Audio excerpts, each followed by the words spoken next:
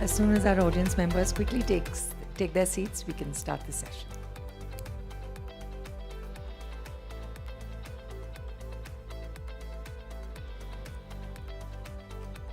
Right. Hello and a very warm welcome to the second last session on the last day of the 8th edition of Tata Literature Live 2017, Bombay's very own literary festival in association with the NCPA. We've just had a book launch right now and we've got one more to go. We had a couple yesterday. We just can't get enough of them, can we? Before that, a quick word of thanks to our sponsors, the Tata Group, in association with the NCPA, co-sponsored by Tata Nexon, Tata Capital and Tata Consultancy. Mr. R.Gopalakrishnan, in his latest book, A Biography of Innovations, explores how concepts turn into ideas, which then become prototypes, models, and products. Defining thought as the ancestor of innovation, as without thought there could be no innovation, he explores the impending questions such as what happens next? How can you take on challenges and keep your ideas relevant? The Biography of Innovation is the definitive book on the life cycle of new ideas and transformations. Mr. R. Gopalakrishnan has been a professional manager for 42 years. He has a wealth of practical managerial experience, initially in Unilever and more recently in Tata. He's lived and worked in India, the UK and Saudi Arabia and has traveled extensively all over the world. Please put your hands together for Mr. R. Gopalakrishnan.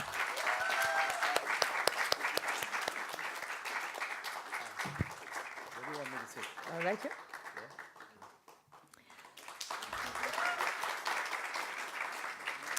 You have quite the cheering brigade, sir, in the audience. Helping us unveil the book today is Mr. Nadir Godrej, the Managing Director of Godrej Industries Limited and the Chairman of Godrej Agrovet Limited. He's also the co-chair of Godrej Good and Green Governing Council and has been active in research.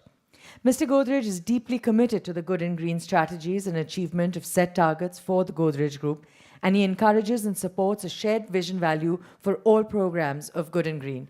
Please welcome Mr. Nadir Godrej.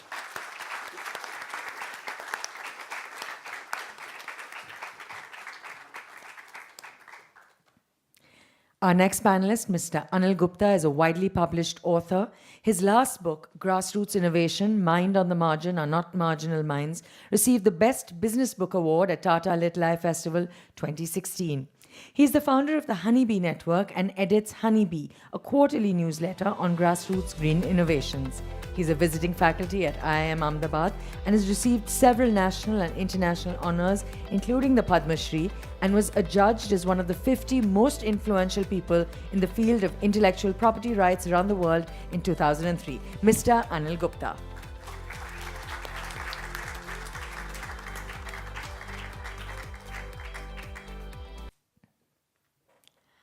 Our next panelist is Mr. Kiran Karnik, he was the president of NASSCOM till January 2008. And before that, Mr. Karnik has worked for over 20 years at ISRO, the Indian Space Research Organization. He's also held many key government committee posts. He's had a deep involvement with a number of NGOs in the areas of education and environment, and he regularly contributes to various publications and has authored and edited a large number of novels and publications, including Crooked Minds, Creating an Innovative Society. Mr. Kiran Karnik.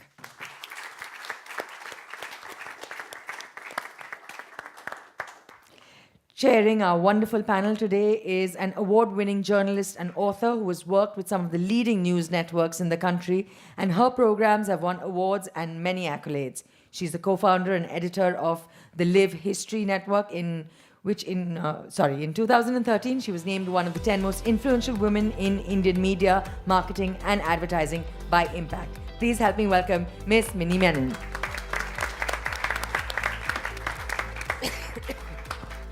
Quick reminder to our audience, let's just take a minute to make sure that our phones are really on silent or completely switched off.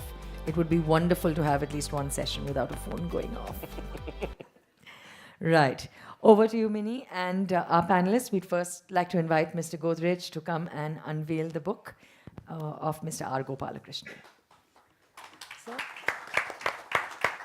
There's a photo of the...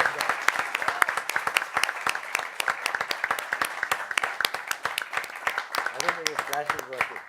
Okay? Thank you. Thank you. Thank you so much, Mr. Godrej. Now, over to you, Minnie. Thank you so much, Meher. This is a session that I've been personally looking forward to because I must confess that in the 18 years that I was a business news journalist, innovation was the most used word. You know, every CEO I met spoke about innovation. Every team I came across spoke about innovation. But in the last about 4 or 5 years, I think there has been a far more concerted bid to really get organizations to be innovative because now it's become a question of survival. It's no longer a nice word to throw around. It is a word that is essential for any organization that wants to survive, especially in the volatile times that we live in, where competition is very stiff and you don't know who is going to come snapping at your heels. So this is a wonderful panel to have. I must tell you that each one of these gentlemen has written a fabulous book on innovation, and I can't wait to hear them speak. So I'm going to start with you, Mr. Gopalakrishnan.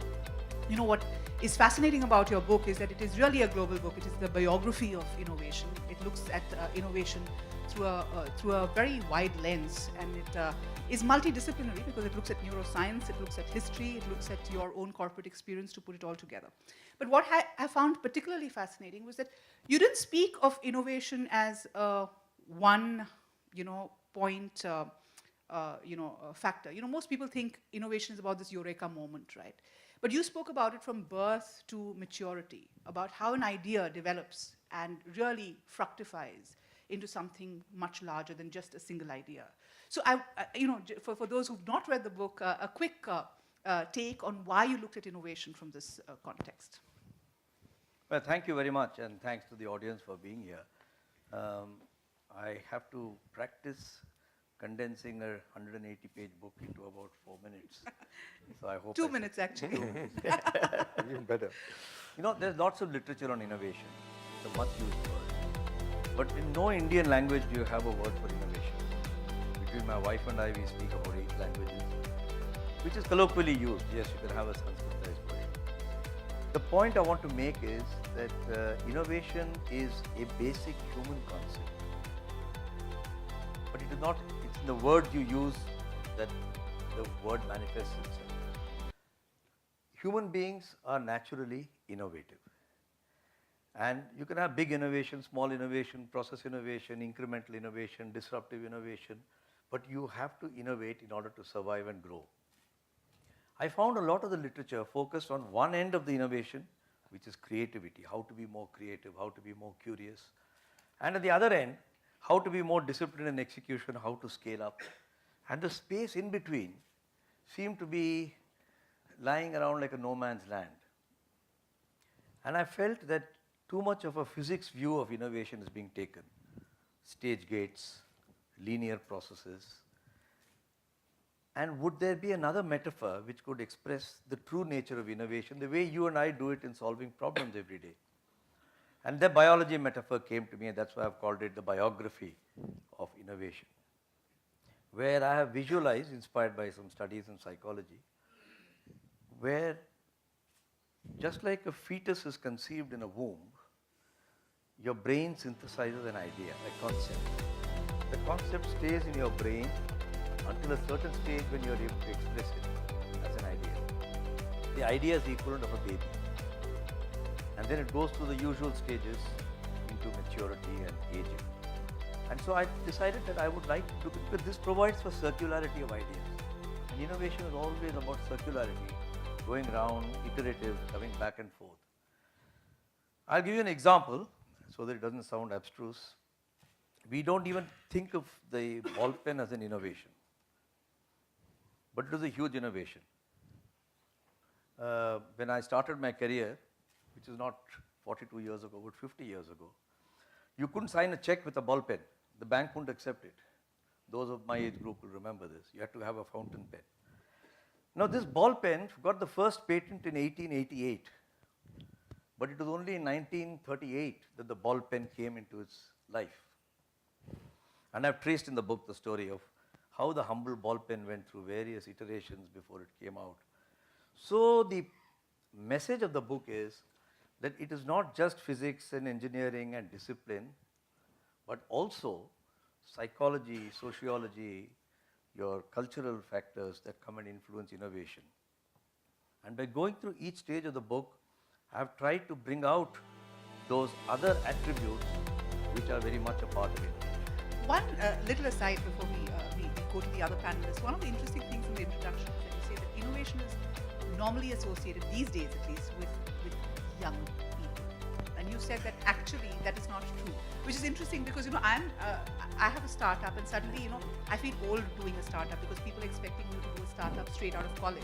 They don't expect you to have worked even for a bit to do a startup because the stress on youth as far as innovation is concerned, your views on that, and what is the empirical data showed? It's very interesting. I have quoted the data in the book, and it says that from the time a young child is born till it becomes a recognized scientist, this is in the case of science they've done, it's about 35 years. At about that stage, at the age 45, the scientist is at the peak of his or her contribution. So I said, in innovation, the pattern is exactly the same.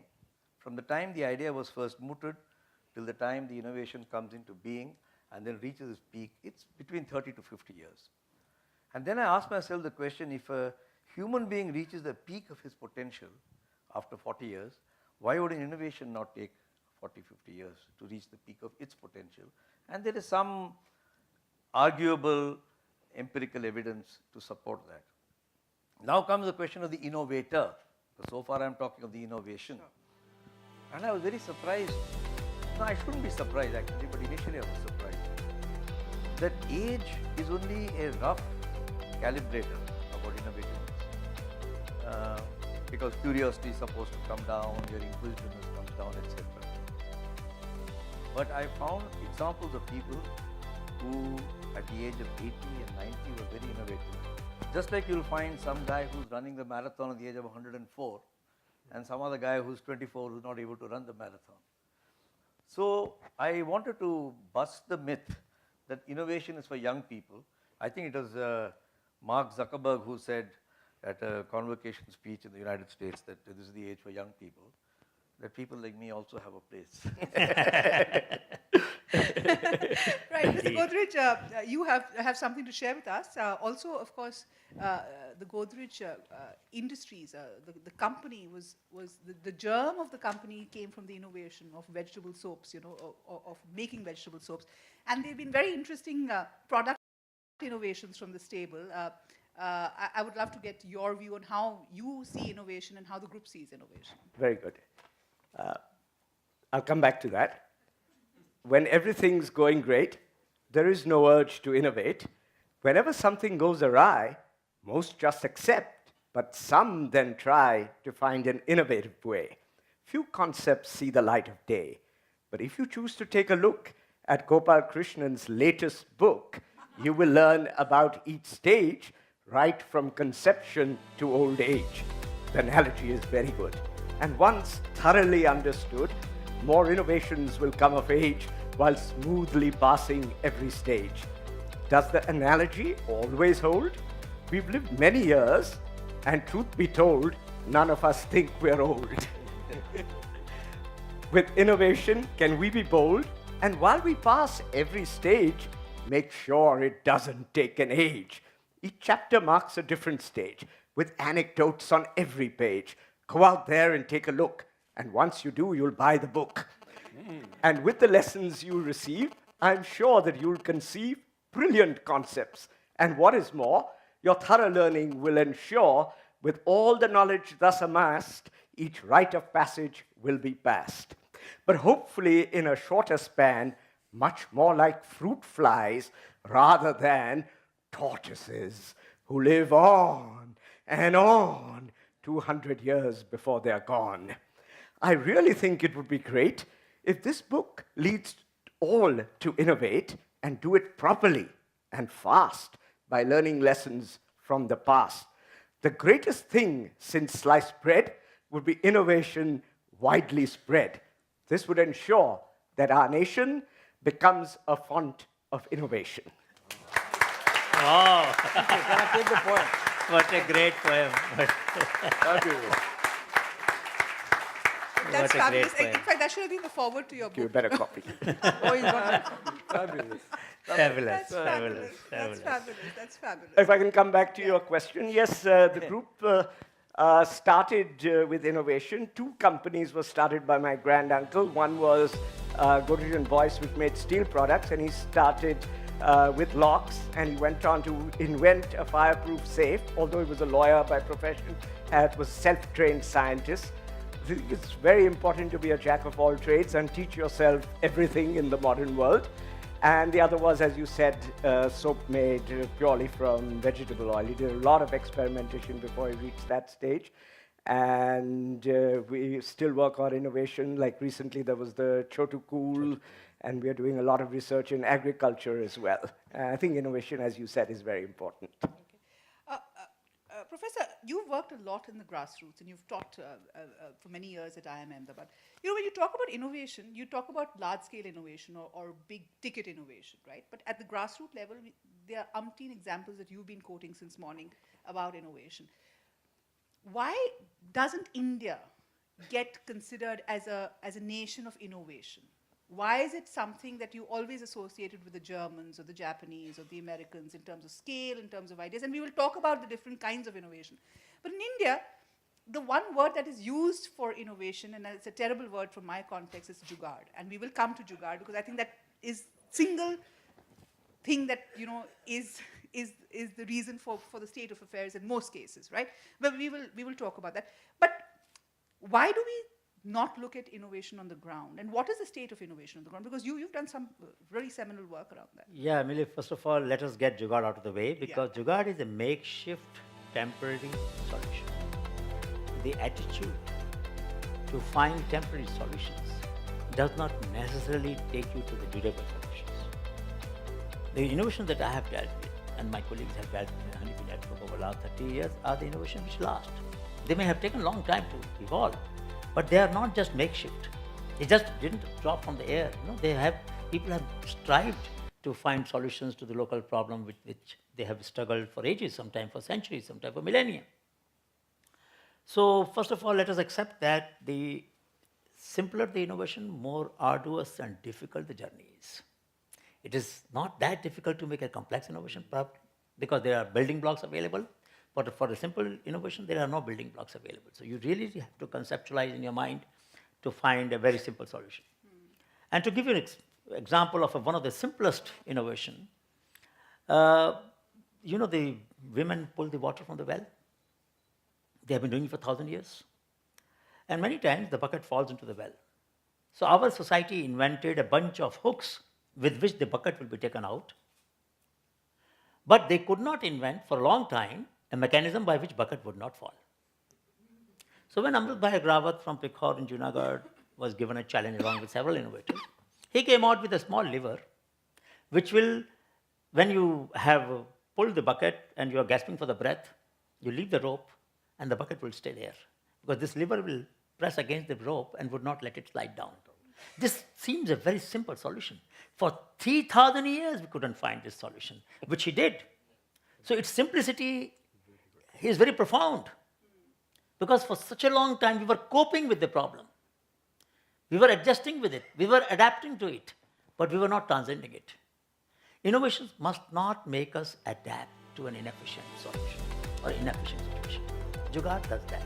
We need to get over that mindset where we say, chalega, chalta hai. That's all right. That's what our country would do. And agar radiator leak ho gaya to sabun laga do usko. You know, that is not the mindset that will ever make a good radiator. Our industry will never be able to do that. But that mindset is wrong. So we need to get out of this attitude that innovations are just a small, simple solution. Now coming to the second part of your question, which is why don't we get recognized? So we organized Festival of Innovation, as you know, at the Rashtrapati Bhavan this year. We invited the Director General of WIPO, World Intellectual Property Organization, which builds the Innovation Index. And we said, come and see. And he's a good friend, so he came, Francis Gurry, went around. He had to admit that these are the innovations which are not reckoned in the construction of the index. Because the index is constructed by looking at the number of patents filed. Our record in filing patents is very, very abysmally poor. We hardly file 10,000 patents, Indian by Indian. Rest are by foreigners. So, given that situation, the recognition of the international community was lacking. But I must say that for the last 4 presidents have given a great recognition to this. Innovators stay at the Rashtrapati Bhavan. So there's a NIF came into being National Innovation Foundation, which provides support to these innovations. So we have now embarked upon the journey where soon I will not be surprised if every textbook in a school will have examples of the way our people solve problems. Mind you, no textbook has any lesson on innovation. No, they don't. And I think that's I mean, part the of ISRO problem. can launch, Kiran can talk more about it, 100 satellites in a single launch. Every school children, a child must study that. How could India do that, Ours is the most frugal lunar and Mars mission. How many children are knowing about it? So we have deliberately kept the imagination of our children under constraints in the prison because we don't let them imagine what we are capable of. Absolutely. And I would second that. And I think we should delve into the state of the education. Mini, we may not come back to Jugaad, so may I just... Yeah, but I want a whole series on Jugaad. I think Jugaad requires We'll to wait be, there, we'll wait. it has to be completely, wiped out of the We must lexicon. take it out of the lexicon of This innovation. audience can go out and say never Absolutely, support Jugaad. I think it will be a absolutely, fabulous absolutely. result. You've spoken about, Dr. Karnik, you've spoken about real innovation is what makes an impact on a large scale, okay? And that's something, and the problem with the innovations that you're talking about, sir, is that we never manage to get that onto a large scale. It's all done in small communities or small pockets, and perhaps that is why we are not in the reckoning of the large innovations. How do we take these, because India is such a diverse country, it's such a multi-layered country. Do you think that's a big problem that we've not been able to take innovations to large scale? Yeah.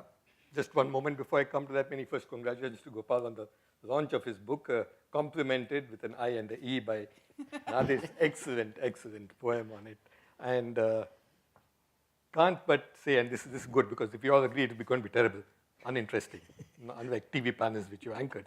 So let me disagree on some of the points my good friend Ani made. We always agree, so let me disagree with him for a change on the Jugaad part. And I know when I explain what I'm saying, he'll agree. Come back to that in just a moment. But I want to give you 1 or 2 examples of Jugaad and then relate that to why I'm saying this.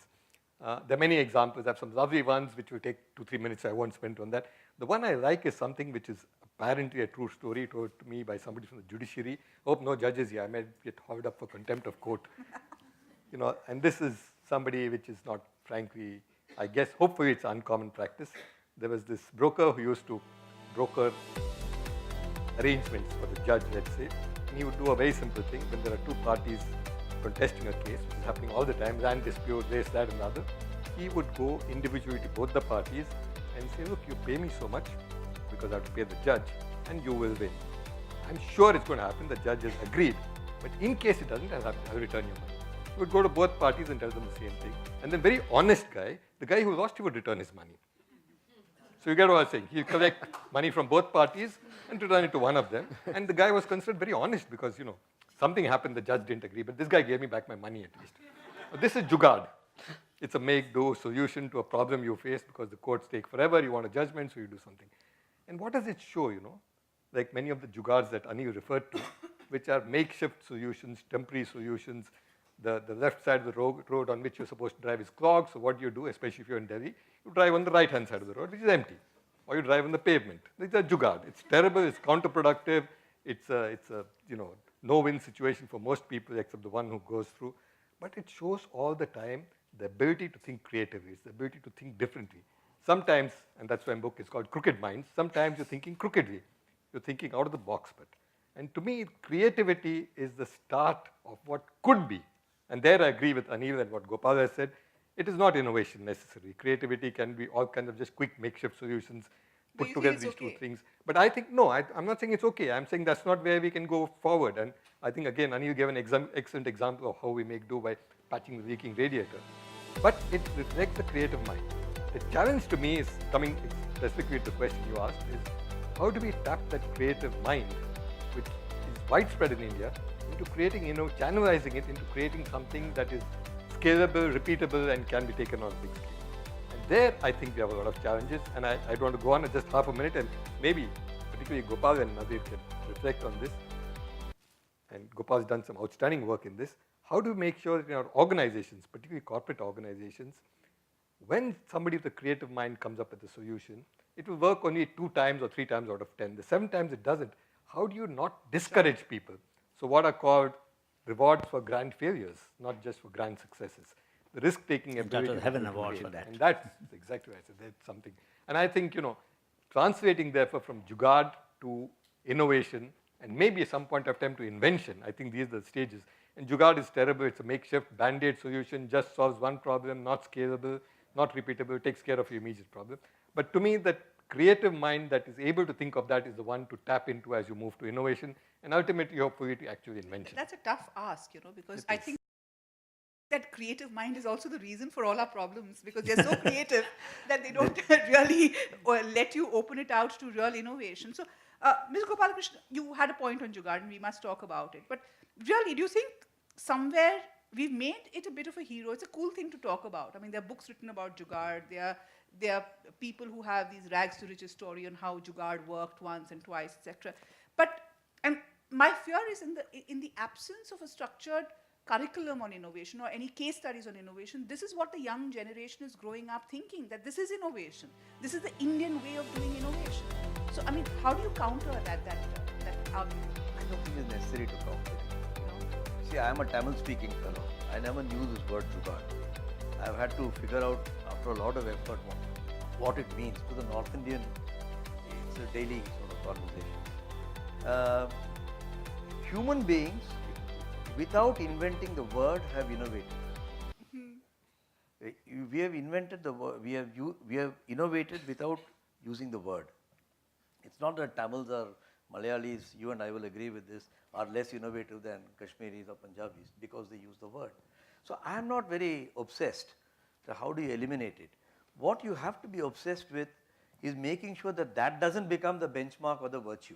Which is approximately Which is what I'm also coming And I want to also in say, the absence of the real narrative on innovation, are we giving too much of influence? Because the courses being taught on Indian jugaad. I mean, and I fear that is becoming the de facto way it is being looked at. This is part of Indian creativity. You put anything and there'll be 20 points of view. I'm not worried about it. And I don't want to discourage jugaad either, because when you have an emergency, I want to give you an example. Kiran will recognize this. Apollo 13. They went up and they had a malfunction. Leak. And there were 3 astronauts and there was a carbon dioxide leak. There was no way that they said, Houston, we have a problem. At the base station in Houston, they said, how do we solve the problem? Because these guys will be dead and gone. You know how they solved it? I'm sure they had an Indian on their team. They took all the components available in Apollo 13, put it on a table and said, that's all you have, solve the problem. And one Sardarji must have got up and twisted a few things. They told them, this is the way you should solve it. Apollo 13 came back. Now, jugaad is if you send Apollo 14 with the same defect. That is the point he made about using Godrej soap because the radiator is leaking. Even if it's Godrej, he doesn't approve of it. So I think jugaad is a virtue when it is used in an emergent condition and you have to solve a problem. But perpetuating it as the way of innovating is not anybody's idea of innovation. So I'm not so fussed about it. You know, in your book, Dr. Karnik, you said that Indians are innately innovative because you have 2 problems here. One is adversity and one is, the diversity. And somebody jokes saying that, just growing up in India makes you innovative, right? I mean, you're constantly figuring out life. C.K. Prahlad said it. C.K. Prahlad said that. So my question to you is that, have you tapped into that, especially the diversity piece, and I want you to come in too, because have you tapped into that well enough, and have corporations tapped into that well enough? I know you didn't mean it that way, Mini, but I didn't say problems of adversity and diversity. A problem of adversity and the virtue, and I'm a great believer in diversity. I know you agree with me on that. It was because that's of right. that. That's right. So, I said adversity often gives rise to jugaad. In fact, mostly it gives rise to jugaad. And that's my contention, that I think we're on the same page on that. That's not the way to go ahead, but it does reflect something. It reflects a problem-solving ability. It reflects the ability not just to solve a problem, but to do it in a different way. Okay? And diversity contributes to that hugely, because when you have a diverse society, as I've said repeatedly in a cliched way, you're very used to the person next to you looking different, wearing a different dress, a different color of skin, talking a different language at home, and therefore the thinking of a different thought becomes acceptable. And as long as we can nurture this great diversity which we have, and if you look at a scale if you look around the world and have a scale of 1 to 10, Japanese would probably be at 2 or something. The Chinese may be at 6 or 7, maybe even 8, but they are not diverse. The Americans, thanks to immigration, are probably there too. And that's where the big centers of tremendous innovation in the US are the East Coast and the West Coast, where you have the most immigrants. Look at Israel, it's a country of immigrants. They're very innovative. And here we have it all laid out for us. We are such a diverse country. We need to respect, nurture, encourage the diversity and tap into that for the fact that people do think differently, can think differently, and tap into that across the board. Now, my concern is that we need to nurture this as a society to become a creative society, but at a more micro level, organizations need to nurture that too. And organizations tend to use filters which get the same kind of person in. It's like the IITs and the IIMs, you know. Everybody goes to coaching classes, everybody gives the same answer, either a desired answer or, something that they're brainwashed into. Corporations do the same. They have filter after filter of selection. They get the best and the brightest, but not the most innovative, not always. So unless you're willing to build diversity, and the diversity in corporations today generally means gender diversity, and they stop there. You need thought diversity also. I think that's critical. Right.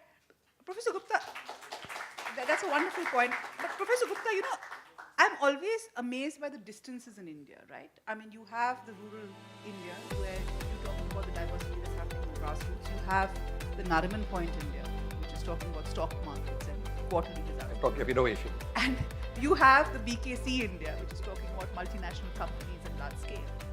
And as a journalist, I've always been frustrated that, there's great stuff happening in pockets. But I don't see that translated into companies really adopting any of that. The distance is too vast. Do you think that's changing now in this era of startups, of capital chasing startups, of capital chasing social ventures? Is that changing, and can we be more optimistic of how things are going to be turned around? Because right now, honestly, I mean, innovation happens in companies because they have to do it to survive. It is not happening for the fun of creating a vision and creating something massive or something which is unique in that respect. And I think the ISRO case is fascinating, and we must talk about that. But do you think that is changing now? Yes, yes and no. Recently, we had a Shodh Yatra in Orissa before Gurej Valley, which was our last Shodh Yatra. Before that, we were in Orissa, in Baripali. And two things were very striking. First time it happened that every day we found an innovation. Normally in a Shodh Yatra, we walk for 150 kilometers, we find 3, 4, 5 innovations, not too many.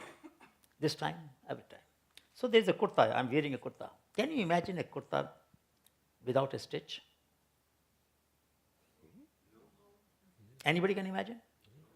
That is a kurta, woven by a couple in Baripali without a stitch. Now imagine the loom that he would have designed to be able to weave a kurta without a single stitch.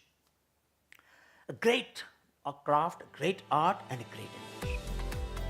Like that, there are a large number of innovations we come across. There's an urge to be different sometimes. There's an urge to excel, push the frontier of the knowledge of technologies further. When it comes to corporations, I find, and I don't want to displease anybody, but I find that the multinational companies are a little more hungry to learn about frugal innovations, about grassroots innovations than the Indian companies. And I don't understand why. Why wouldn't an Indian company like to know as to how do you solve problems with all the constraints that you have at a cost that nobody can imagine? So give an example. There is a person, Amit Bhatnagar, one of the biotech entrepreneurs. Recently, I brought out a book on star entrepreneurs of biotechnology. And this man does 200 and odd tests in 150 rupees. On the site, in an hour. I got the urine test done for my wife. They said that after culturing, they'll give report after 3 days. Anuradha Pal, BITS Hyderabad campus, has developed an antibiotic finder which tells you in 4 hours, which antibiotic should I use among the 14 that are available for urinary tract infection. And women suffer from this problem more than anybody else, right? By now, you would have expected a corporate queue outside that innovator's lab to take this to the market, isn't it? We gave that girl, she was a scholar in residence at Rashtrapati Bhavan. She stayed for 2 weeks at President of India's house. Honor we could get, recognition we can get. But this corporate traction, that's where I get stuck. So when the solutions are coming which are extremely frugal, which are extremely accurate, no trade-off between accuracy and affordability. You can have high degree of accuracy with high degree of affordability. Then why isn't that we find corporations coming forward to take them forward? You see, they can even distribute. You don't have to invent, you just become a distributing partner. You have a supply chain of extraordinary nature. Your products reach the monastery at 18,000 feet, I have seen. I have walked all over the country. So then when products reach there, that means you have a supply chain reaching 18,000 feet above the snow line. They can reach our product. I mean, we have some of the best distribution companies in India, no doubt about it. They are great in supply chain, great in logistics. But that advantage is not accruing to our high-tech or our grassroots innovators whose products are very good, but they can't reach it out. Mr. Gopalakrishnan and Mr. Godre, I want to talk to you about this. I've tracked a lot of companies, and when you talk about innovation, India mastered the art of frugal or lowest cost production during the late 90s and early 2000s, because when the Asian crisis happened, Indian companies, especially steel makers, had to crunch and they had to tighten their belt, and adversity brought out the best in them, and they mastered the art of doing the best return on investment and return on capital, etc., etc., etc. But a lot of the innovation happens at the saving money level. How do you save more money? Not enough innovation is happening in picking up ideas. And I think over there, I would agree with Professor Gupta that it's the multinational companies that are quickly lapping up these small companies, buying them out, setting up R&D centers here. And I'm talking about the larger canvas of Indian companies. Do you think enough of that is happening, that we've become stuck in silos and we're not getting product innovation going? The first point is regarding if something is invented outside, are we picking it up fast enough? And I would agree that we are not. I think sometimes we don't even hear about these. Maybe we don't have the mechanisms to go out and look for them, or they are not approaching us. But recently I've seen in our agribusiness, we've found innovators who managed to reach us. We've gone and visited them, and they're doing very interesting work. And we would even consider investing them, co-developing things, etc. I think the gap is in getting the information from one side to the other. And both of us need to work on it. They need to know how to contact us, and we need to know how to go out. How do we find these innovations? I have no idea right now, but it's a very good point, and I'll think about how to do it. And within our companies, over the years, we have broken down a lot of silos. We do work in teams. When we introduce new products, all the departments work on it together. And we have introduced very low-cost products. For instance, recently we introduced a card-based household insecticide, which is much cheaper than coils and other solutions. And a lot of work is going on that. In fact, C.K. Prahlad, who used to call a lot of us, and my brother always attended his sessions, got us to pursue many of these ideas. Fabulous. We are inheritors of a culture. I'm not blaming anybody, I'm just stating what I believe to be a fact, where there was no pressure. You're talking of corporate India now, so I'm referring. There was no pressure. India became a quote-unquote capitalist economy in the last 20 years. They're a very young democracy, very young capitalist economy. I think there's a change going on. And I can accept the broader point that Anil has made and your question. But I think India Inc. is responding very quickly. So the traditional way in which India Inc. looked at it is, I have to find a solution myself. So back in the 60s, 70s, when the opportunity for software came, the offshore delivery model was invented, if I may use that word, within TCS. Correct. And was scaled up by TCS. Correct. There are many claimants to that. No, but that's a fact. But it is a fact. I started my career in the computer department. We used to punch cards, put it under this thing, and walk from one place to another. It was a disaster because if it fell down, you had it. You started all over again. So we've come a very, very long way. Really unbelievable. You look at the Arvind Eye Hospital. Sure. I mean, many of these have been written about so much, there's no need for me to even describe it.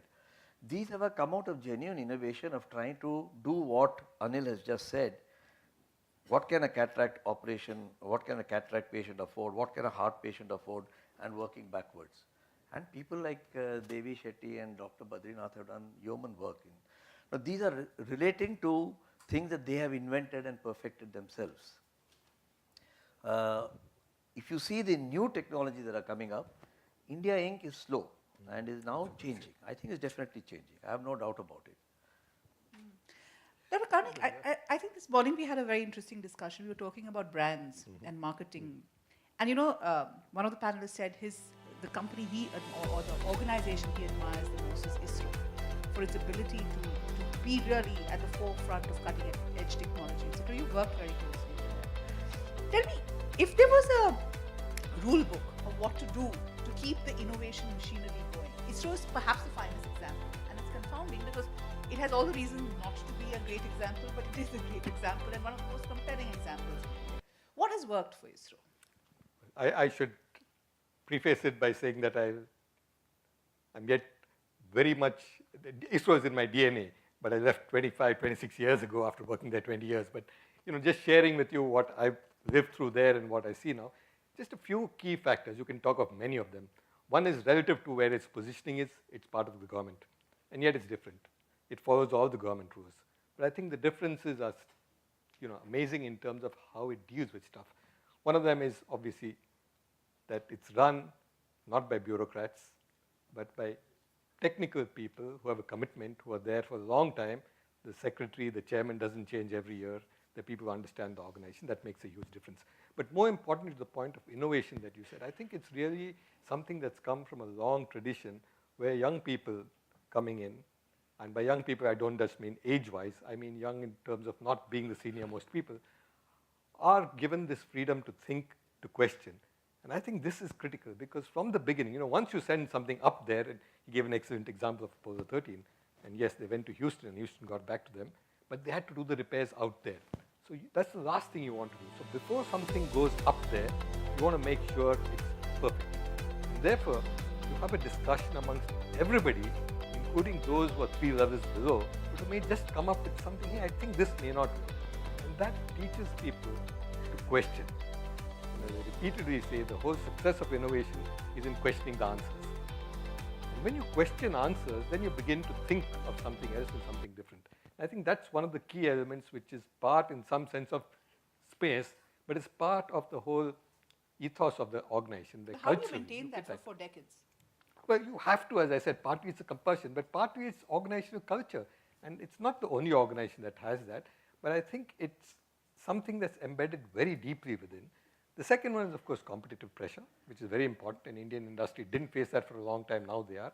Sure. The third, and this is I think critical, I think the fact that it is a cost plus organization, you might say, is something that has not been the factor that's driven it forward. It's all the time a cost conscious organization, though it works on a budget which is an expenditure budget. It doesn't have a bottom line, there's no profitability to be seen. But it yet works on looking at costs, and therefore it looks at how to optimize. And optimization doesn't come just from cost cutting, very often you can't. It comes from optimizing other things. Can you use the same rocket to send up something more? What else can you do? Can you use innovatively, the gravity of the earth to go further out, so you spin it around and then take it off. Lots of things like that which make you innovative because of the nature of what you're doing. And this is different, and I want to just relate back for half a minute to what some of the things that Gopal said and Nadir said. I think Indian corporates have been very good at business innovation, business model innovation. The example of TCS, outstanding example, transformed the IT industry. Process innovation, eye care, heart operations, where the process is delineated. We have not been great at product innovation. I think this is in the future the critical thing. And so, you think incrementally, and I think that suffuses us very widely. So when you think of transportation, you think of a faster train, a bullet train. Is that going to solve the problem? Hey, I can get from Ahmedabad to Bombay in 45 minutes by air. Look at the bullet train. But it takes me 2 hours to get from airport to South Bombay. So what problem are you solving? So what are you looking at? So this incremental thing of saying, I have a train, I want a faster train. Now imagine, think back 200 years, and think back to the West and the wild West of the US. They had horses. One way was to make the horses, the Pony Express, and if you're at restaurants, of transferring things so the horse doesn't tire, they go faster. You could have, designed horses that went faster, but no, they designed a railroad and a car. So as I said, faster horses or automobiles. That's product Yeah, innovation. that's a fabulous point you've made, and I've got a follow-up question. Professor Gupta, I just you had wanted a to say something on ISRO because he has the advantage of being there for long. I have the advantage of not knowing it at all. So therefore, when I was invited to Thiruvananthapuram, where they have very interesting, I want to first use a metaphor. They have two launch pads. One in which rocket is inside the pad and everything is being fitted there and tested and then it takes off. Second, where the launch pad goes out and the rocket is there and there it takes off. ISRO had the capacity to bring in ideas from labs, from institutes, from various technology places and develop it within. Second thing, and again, I don't want to be misunderstood, but they did not have any ITN for a long time. After 83, that was the last time they hired. Right. From 83 onwards, they did not have any ITN till few years ago. So how did they achieve it? They took people who did not carry their reputation on their shoulders. Absolutely. They took ordinary people from B and C level engineering colleges, and these people proved their mettle because they had to show their performance in future. They didn't have past. They struggled. They worked hard. So ISRO is one example which shows, with all the blame that NASCOM and everybody else puts on the engineering colleges of our country, the same engineers have made ISRO possible. Same engineers have made ISRO possible. Last point. I asked them, how did you make this mission in $78 million when nobody else can do it less than $1 billion? Sir, NASA also wants to know this. I said, anyway, tell me in confidence, what is the trick? What is the trick? They said, sir, one launch costs about 400 crores. One of the ways to perfect the mission is by having multiple launches to test various systems. We didn't go that way. They used what the Tamil Nadu is known for and South India is known for, the mathematical skills, So they made some wonderful simulations, extraordinary simulations, leveraging our strength, which is mathematics. And they could detect the mistake in 1/100th of a second and abort the mission if it was not going to be safe. So they have developed a capacity to simulate situations and anticipate whole range of combinations and errors possible in the system and test them out, and therefore have much fewer launches to be able to perfect the system. Fabulous. So And I think this that should is be a case very, study very meticulous system. Well done. I've just been told that we are out of time, but I do have to squeeze in two questions because I've got lots of questions, and then we'll open it up. The concept of innovation, Mr. Gopalakrishnan, has changed. You look at what is happening in Silicon Valley today. I mean, ideas are leapfrogging. The way companies are changing. Within 2 years, the leaders are getting thrown on the wayside and new companies are coming up. And at the heart of it all is technology. Technology is the new guru. I mean, cars are getting upgraded on technology. Pretty much everything that we know, I think the next leap of innovation is going to be technology. We've got this fabulous, and I want both you and Dr. Karnik to talk about this. We've got this fabulous legacy of IT. And one of the criticisms that Indian technology companies have is that they have not innovated in product, right? They have not innovated beyond what they were doing very well in the 90s and the early 2000s, and they've not been able to cash in on this change. Do you think this is going to be the new theme, and this could be coming together of the best of India, so to say? Since you are an astronaut. No. I'll let you start, Gopal. Yeah, the criticism is a fair one. I think when all the history of innovation shows that you respond when you have a crisis coming your way. And we are approximately there. Approximately. Absolutely. And I think the response that will emerge cannot be forecast by me. It should not be forecast by me. But I'll tell you one big opportunity, and I mentioned it this morning as well. India is damn good in IT, whatever type of work it is that you might classify it as. India is damn good in engineering. We will count to the top 5 or 10 in the world in terms of industrial nations. With all the manufacturing 4.0, artificial intelligence, robotics, digital, I think we are uniquely placed. There's not a single other country in the world which can bring digital skills and manufacturing together to revolutionize and leapfrog Indian manufacturing. Why isn't it happening? Well, I hope it will happen. China has got a 4.0. Germany started with 4.0. We are still talking about it and writing newspaper articles. I am hoping that some of the powers that be will see the value of this. I really think I'm very positive about. That's the paradigm shift in innovation. I've given that as an example rather Yeah. than saying that's the only one. But I'm very sure that the threat that is now faced by the IT folks will result in very positive outcomes. Whether it's a Google type of product or a 4.0, I don't want to forecast. But I think it's happening. It's happening, right? I don't know what you think. What's your view? Okay. Yeah. First, of course, your Google and cars. You know, we invented the driverless car.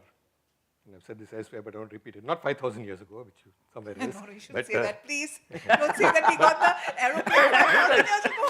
Yes, you know that. I don't say it. No, but look, we invented it here in Bombay. You guys are all here. Bombay, sorry, even that will be bad. Mumbai. You invented here in Mumbai when a court, I understand, said that a car that ran over a few people had no driver apparently. All of you know that story.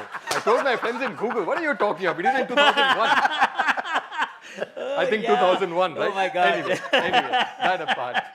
You know, to the point on product. See, the problem and many people have written about it, many academics, you may call it the winner's curse, you may call it the problems of success. When you do something very well, the Kodak story, you might say, you tend to do the same. The Indian IT industry has done so phenomenally well and been so profitable that they've not had to do anything else. So Gopal's point is well taken. Now you're at a cusp where you got to realize this, that the thing, and I'm not saying the IT industry didn't earlier, they realized this is sometime in the future this is going to happen, that just because you make good money and keep growing at, you know, more than double-digit growth year after year, at some point of time you've got to do something else. And that something else is moving from fantastic processes, from what I've called elsewhere the magic mantra of cheaper, quicker, better, to cheaper, better, quicker, and different. But why innovation. isn't it showing So- up? And I wish Mr. Ramadurai was here. no. These are questions for him. And we'll get you later. I think he might be somewhere. He No, is but here. he He is is here. here. Okay. I know. I wish I was here. Maybe we could get your view. But just one sentence on that, Vinny. I think, you know, many people look at just big product innovation. Anil just mentioned something here, that's a product innovation, testing.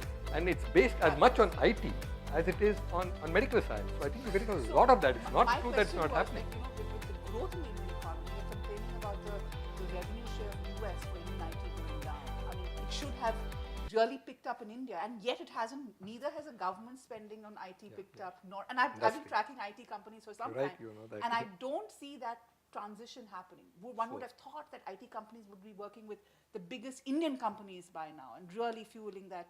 And I think that conversation needs to happen. You know. Just one small point. You know, Indian IT industry, when it starts solving Indian problem, innovations will happen. You have hospitals which get 10,000 patients a day, for example, PGI Chandigarh. Not a single point of data is analyzed. There's no analysis done. Imagine that. Can you imagine? And I was in Asian Heart Institute, we're doing a workshop there. They don't analyze the data. And a medical institute doesn't analyze the data. In a country with a tropical country with so much of diversity, mutations are happening all the time in organisms, we need good data to be able to see what direction the organism is taking, the infection is taking, what kind of retinue of medicines will work, and so on and so forth. We're not doing that at all. Once we did that, new products will come in. That's one. You know, I have a phone, and on the back of it, you see a chip here. This is an Indian chip. This is a chip that has been invented by a young company in Delhi to save me from the radiations from this phone. It is not that we are not capable of solutions. We are capable of building state-of-art solutions that have been needed. But whenever you apply to a problem that will affect us in India, we get to the last point I want to make is our country is known for abstraction.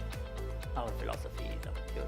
Today in IT industry, I find somehow, for what reason, I don't know, Gopal, you may know better, Kiran, you may know better, we don't do enough of abstraction. When something works, we don't abstract it. When something doesn't work, we don't abstract it. We are empirical. We solve problems, go on, sometimes we standardize them, then go on, but we are not abstracting theories out of it. How many papers come from the IT industry? Tell me. How many papers come? Professors publish in IITs, but IT industry is not publishing papers because they're not abstracting lessons. They're not building theories. They're not building algorithms about it. We're doing it elsewhere. We're doing it. We're doing it elsewhere. In the So wrong places. I really wish that Yeah. we take a pause, abstract lessons, put them together, then new products will happen. Fabulous. I think those are great answers and great examples being taken over there. A quick round of questions. I don't know if we have. Yeah, we'll do a quick round of questions. Yeah. So I think, No, I think she's just getting your mic. so I think this is a really rich, very, very powerful discussion. I'll just pick up one of the strands, or two strands. One from the IT industry. I think the reason you don't see innovation is because the IT industry has been lazy.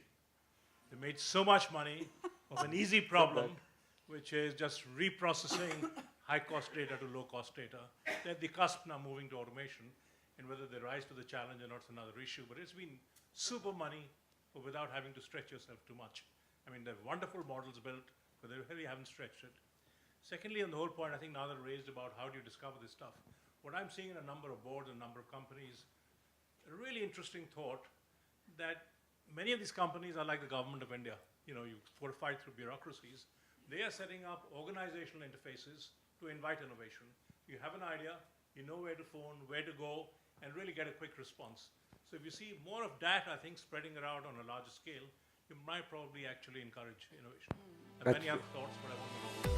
Yeah, but I think those are great ideas, because I think what is really positive on the incubation centers, the interaction that industry is having at industry body levels as well with young innovators. I think that's fabulous. Yes, sir.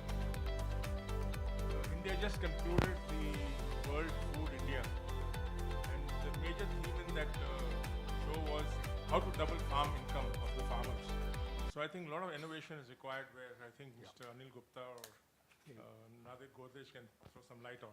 How to double farm income of Sir, today, if you look at the amount of agricultural produce to which we add value in situ, is negligible.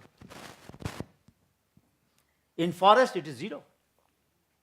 Not one raw material from the forest is valorized in the forest. That's why tribals are so poor. In the farming sector, you will not find even 1% of our agricultural produce which is valorized in the farm, where it is grown. Our entire focus is on ex situ value addition. So the transportation cost, the logistics cost, all of that add to the cost. And of course, the quality issues. So we really need to focus on in situ value addition. Our farmers, when they start selling in grams, the extracts of the straw and the roots and the product that they will make out of their grains, there will be a revolution in our country. We need to move towards distributed processing. But you know, it's so sad. I mean, I'd like to raise a point. You know, for the last, I don't know how many years you've been speaking about inflation and how 60% of our fruits and vegetables rot before they go to the market. I mean, you know, the problem with us is also that we're becoming a talking nation. That's we true. all That's agree with true. each That's other, true. but we don't see enough work being done, you know, about it on the ground. Mr. Godrej, I mean, how do we get the issues that have been plaguing us for so long sorted? I think there is improvement coming. I think one of the problems is farm sizes are very small. We need to have larger farms. There's a lot of potential in animal husbandry. Farmers often just cannot make enough money out of agriculture. Of course, it's difficult to valorize things on the farm because you lose out benefits of scale. Waste products, yes, you could easily utilize on the farm, as was suggested. I think there's going to be a lot of growth in animal husbandry that can give much better incomes to farmers, and we can significantly bring down the costs of animal products, which will help a lot. And there's a big protein deficiency in India, and that's probably the best way of solving it, and I'm very hopeful of progress. Sure. One last question. Yes, ma'am. Please take the mic. Do you think there should be a change in the educational system? Sometimes I think I remember all the dates of Panipat, this and all that in my memory box. It's of no use. So the emphasis is on more marks, not on thinking. Absolutely. And so as an adult, I think, what is the use of all these dates in my memory box? Absolutely waste. Yeah, I mean, that's a point on the education system, and I think everybody has alluded to it in some way or the other. Yes. But I can our tell you, we have education- been doing children creativity workshop, and we find that class 4, 5, 6, 7, 8, these kids can do research. So we send them to different places where there are problems, and they are able to come out with solutions that we can't even imagine. So a girl, for example, of 7th class, Chaya Thakur, found that in the school, the water pipe, the drinking water pipe is like this. All the taps are here. And she was a tiny girl. She couldn't reach there. She said, why can't you make the pipe like this? So a small kid will drink water from here, the taller here, taller here, taller here. Children, they are doing it. So I think it's not the problem with not our children. Problem is with us. We don't listen to them enough. Yeah. And I think it's also our obsession with marks and institutes Yes. and legacy issues. I think And hierarchical issues, too much respect for teachers. I think we should avoid just criticizing ourselves. I really think this is a reflection of a desire for a much greater better. level of innovation. Correct. I sit on the board of a paint company, and I read the report that this Swachh Bharat kind of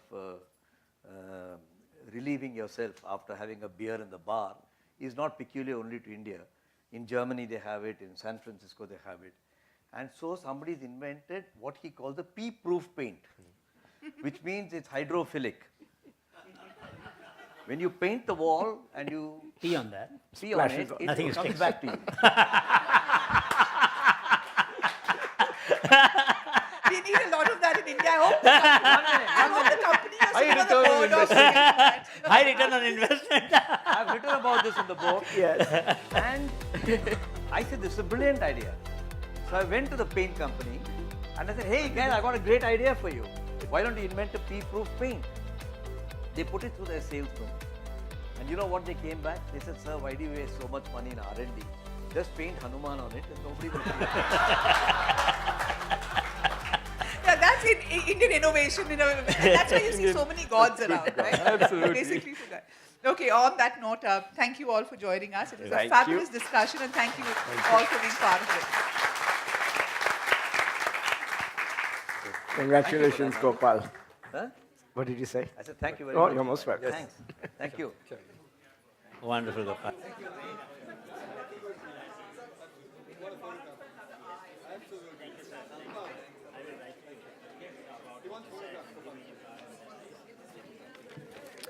A huge thank you to our panelists and to our chair, Minnie Menon, for that wonderful session. Our next session here in half an hour is Poor Cousins, Why Do Short Stories Get the Short Shrift? That's going to happen in half an hour. It's featuring Francine Prose, Mahesh Rao, Tejaswani Apte Ram, and our chair, Chandrahas Chaudhary. Do remember to get your special passes for the special events happening this week, the Tata Lit Live Awards that are happening at 6:30 at the Experimental, and of course, the performance and conversation with Ustad Amjad Ali Khan at 8 o'clock at Tata Theatre. Huge thank you to our title sponsors, Tata, in association with NCPA, co-sponsored by Tata Nexon, Tata Capital, and Tata Consultancy. The panelists will be available outside for book signings, so you can grab your copies of books written by Mr. Gopalakrishnan, Anil Gupta, Kiran Karnik, and Minnie Menon. They're available at Landmark outside at the stall, so please remember to buy your copies and get them signed by the authors.